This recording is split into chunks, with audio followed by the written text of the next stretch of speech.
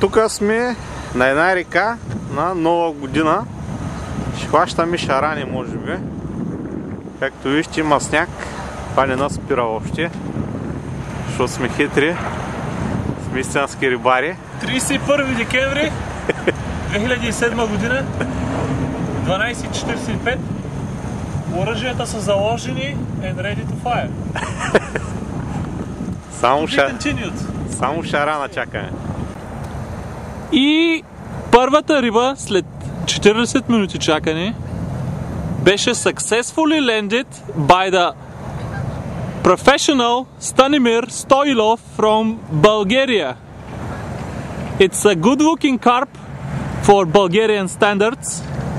It is substandard in United States, however, but nonetheless successfully pulled out. Okay.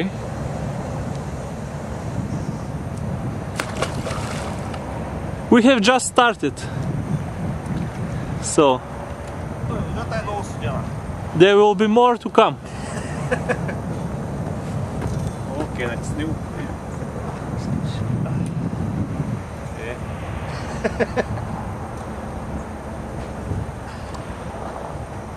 Как да го спра се? Пак натискаш. Втория шаран. Голямо парче.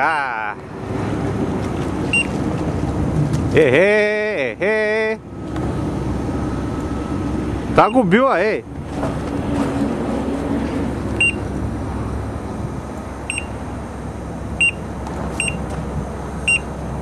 Я го потъркай брадата.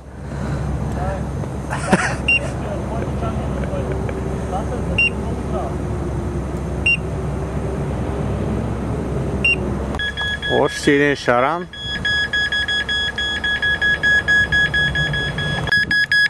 Може би и аз имам.